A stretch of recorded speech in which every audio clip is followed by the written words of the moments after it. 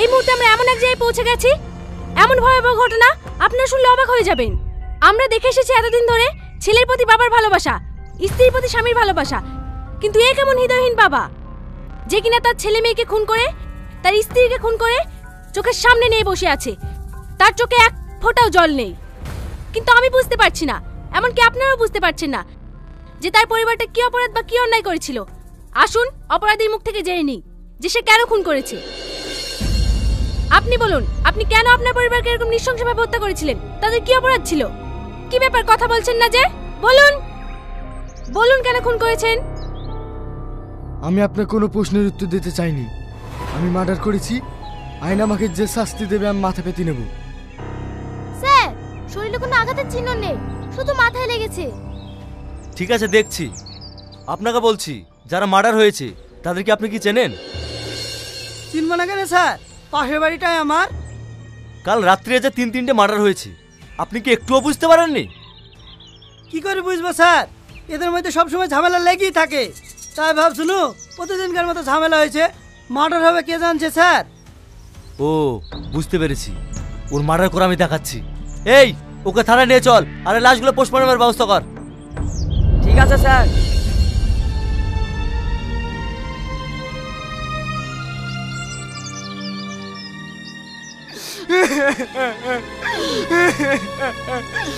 তুমি আমাকে ক্ষমা করে দিও বাবু, বাবু তুই আমাকে ক্ষমা করে দিও। মা, মারে মা। এই, তুই কেমন বাপ? নিজের পরিবারকে শেষ করে এখন তুই কান্না করছিস? স্যার, আমার ফ্যামিলিকে আমি মার্ডার করতে চাইনি। আমার ফ্যামিলিকে আমি খুব ভালোবাসতাম। খুব ভালোবাসতি, তাহলে মার্ডার করলি কেন? কেন করলাম?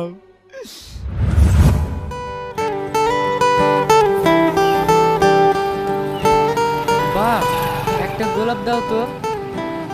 বাবা, এই বয়সে আবার কাকে প্রপোজ করবো চাচা? যাকে আমার জীবনের থেকেও বেশি ভালোবাসি, আমার বউকে। আজকে আমাদের বিবাহ বার্ষিকী তো, তাই ওর জন্য গোলাপ নিয়ে যাচ্ছি। ও, এলেন চাচা, 10 টাকা দেন।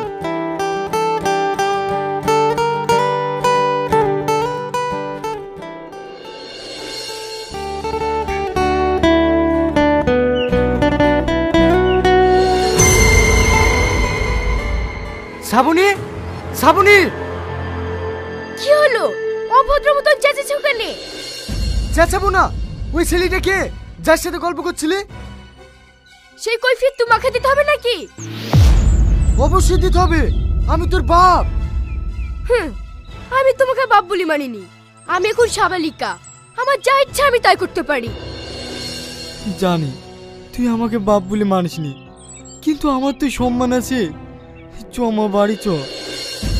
এই, আমার হাত ছড়ে বলছি, নলের পরিণাম খুব খারাপ হবে। কি হলো?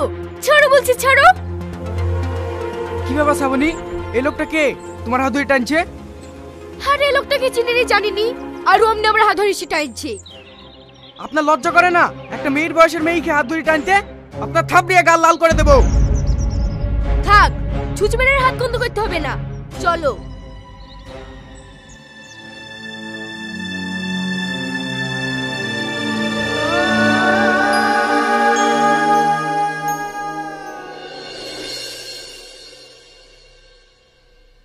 মাম্পি, কি ব্যাপার? আজকে তুমি অফিস থেকে তাড়াতাড়ি চলে এলে যে? দেরি করে আসলে ভালো হতো না। স্যার, আপনি আমার বেডরুমে কি করছেন? সেই কৈফিয়ত তোকে দিতে হবে নাকি?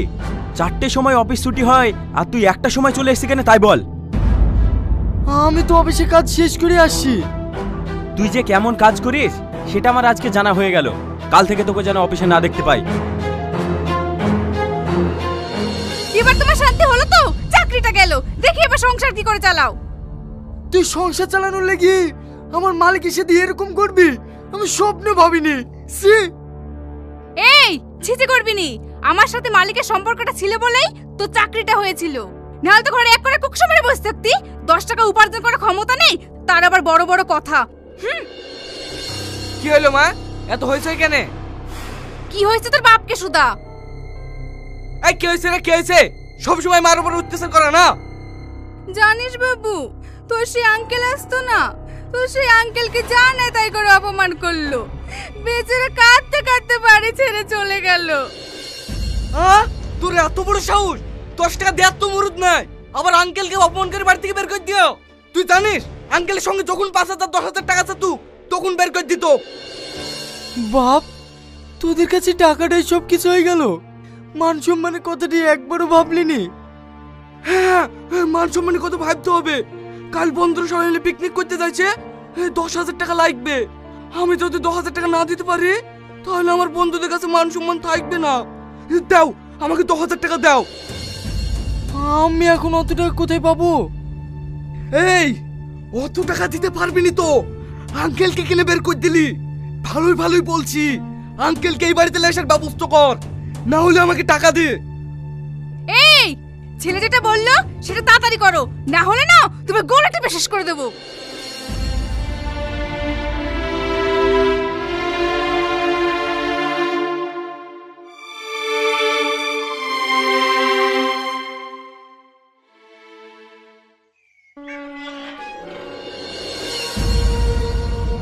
কি হয়েছে তোমার?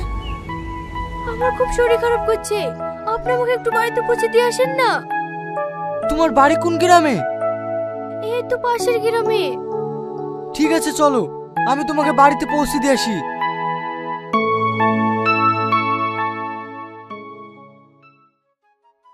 আজকে আপনি আমার খুব উপকার করলেন। আপনার বাড়ি কোথায়? আমার বাড়ি আজলামপুর। আমি একটা কাজের সন্ধানে ঘুরছি। ও, কাজ পেয়েছেন? না, পাইনি। ওসব কথা বাদ দাও। তোমার রাস্তার মাঝে কি হয়েছিল বলো তো? আমার চোখের সমস্যা, চোখের জন্য মাথা যন্ত্রণা করে। এই ওষুধটা দিতাম তো, মা তো বাড়িতে নাই, কে দিয়ে দিবে? আবার আমার চোখে তো যন্ত্রণা করছে। কোনো সমস্যা নাই, আমি তোমার চোখে ওষুধ দিয়ে দেবো। ক ফোঁটা দিতে হবে বলো? 3 ফোঁটা দেন। বাহ বাহ, আজকে তোমার আসল রূপ দেখনু। কি ব্যাপার তোরা এখানে? আমরা এসছি বলে তোমার অসুবিধা হলো? আজ তোমার জন্য আমাদের স্বপ্ন পূরণ হয় না। আমরা টাকা চাবো আর তুমি নাকে কাটবা, আর সব টাকা তুমি এখানে এসে ঢালো। দেখ বাবু, তোরা যা ভাবছি আমি ওরকম না। এই মেয়েটা অসুস্থ ছিল, তাই একে বাড়িতে রাখতে এসছি। নাম বিশেষ হলে এই মেয়েটাকে জিজ্ঞেস কর। জিজ্ঞেস করবে মানে? আমি তোমার জন্য অত মিথ্যে কথা বলতে পারবো না। আরে বোন, তোমাকে আর মিথ্যে কথা বলতে হবে না, আমরা সব বুঝতে পারছি। এই রোহন, তুই তাড়াতাড়ি থানায় ফোন কর, একে উচিত শিক্ষা দেবো। ঠিক আছে, লাগাছি। বাবু, আমি তোর কাছে হাত জোর করছি, তুই তারাই ফোন করিস নি, না হলে আমার মান সম্মান সব শেষ হয়ে যাবে। আজ তুই মান সম্মানকে ভয় করছি না? সেই দিন আমার বন্ধুদের কাছে মান সম্মান গেছে 10,000 টাকার লেগি। আমার ভুল হয়ে গেছে বাপ, আমি তোকে এক্ষুনি 10,000 টাকা দেবো। 10,000 টাকা দিলে হবে না, সুদ আমি 30,000 টাকা নেবো, না হলে তোমার মান সম্মান সব ধুলোর সাথে মিশিয়ে দেবো। 30,000 টাকা? চা খুব বেশি হয়ে গেল নাকি ফাদার? ঠিক আছে, দিতে হবে না, আমি এক্ষুনি থানায় ফোন করছি। না না বাপ, থানায় ফোন করিস নি, আমি যা করে হোক সুন্দর মতো টাকা ম্যানেজ করে দেবো। ঠিক আছে, সন্ধ্যার মধ্যে যেন টাকাটা পেয়ে যায়। যাও, বাড়ি যাও।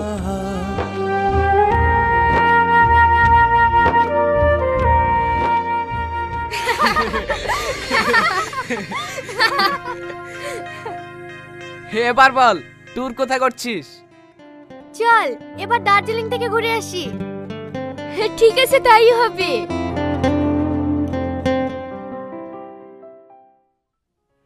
মেয়েটা তো আমার খুব পছন্দ, কিন্তু মেয়ের বাপকে দেখছি না কেন? ও বাড়িতে নাই, যা বলার আমাকে বলেন। বলা বলি বলতে গেলে বিয়ের দিন খান অন্যান্য কথা তো বলতে হবে। আপনাদের কি দেনা পাওনা আছে, আমাকে বলতে পারেন। দেনা পাওনা বলতে গেলে তেমন কিছু লাগবে না, একটা 4 চাকা গাড়ি আর লাখ 5 টাকা দিলেই হবে। ঠিক আছে, আপনারা যা চাইছেন তাই দেব। বিয়ের ডেটটা ফাইনাল করুন। আমার ডেট ঠিক করাই আছে, আপনাদেরকে ফোনে জানিয়ে দেব। এখন তাহলে আসি। ঠিক আছে।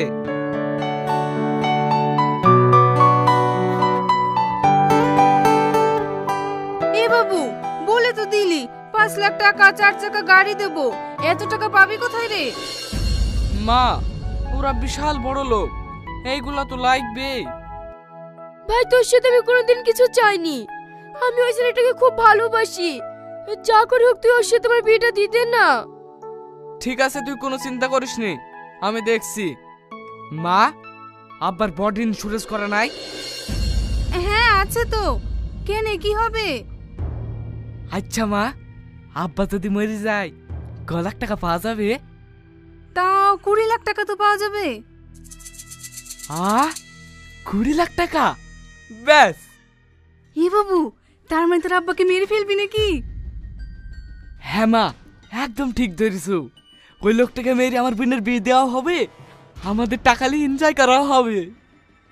এই বুড়ি, গাড়ি তো দেবো, আমাকে আর মাকে ঘুরতে নিয়ে যাবে তো? ঘুরতে নিয়ে যাবে না মানে? বিয়েটা একবার হতে দে, ওই জামাইকে না হাতের মুঠোয় করে নেব।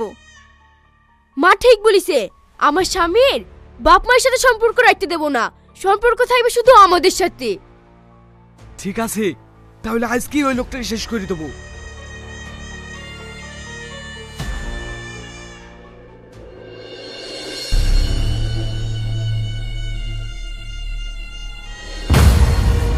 কি ব্যাপার তোমরা? আব্বা, এত রাত হয়ে গেছে, তুমি এখনো ঘুমাওনি? তুই আমাকে আব্বা বললি? এরকম ডাক আমি কোনোদিন শুনিনি বাপ। আয় মধু, তুই আমার বুকে আয়। আব্বা, তুমি ভাইকে আদর করছো, আমাকে আদর করবে না? হ্যাঁ মা, তোকেও আদর করবো, আয়। আব্বা, তুমি তো আমাদের কোনো স্বপ্নই পূরণ করনি। আজকে তোমার কাছে একটা জিনিস চাবো, দিবা? কি চাস বল, তোরা যা চাবে আমি তাই দেবো। আব্বা, সত্যি সত্যি দিবা তো? হ্যাঁ, তোরা কি চাস বল, তোদের জন্য আমি জীবনও দিয়ে দিতে পারি। আমরা তোমার জীবন নিতে এসেছি, ওই জীবনটা দাও। এটা তুমি কি বলছো? হ্যাঁ, মা ঠিকই বলেছে, তোর জীবনটাই দে। ধরো মা। ছেড়ে দাও বলছি, ছেড়ে দাও, তোমাদের পায়ে পড়ি, আমাকে মারো না, ছেড়ে দাও, ছেড়ে দাও, আমাকে ছেড়ে দাও।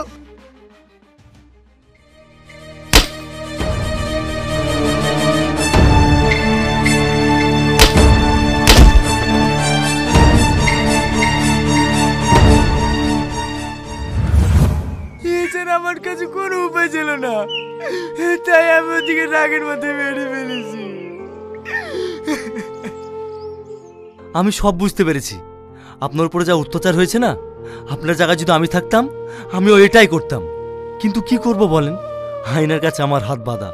তবুও আমি চেষ্টা করব যেন আপনার সাজাটা একটু কম হয়। চলুন।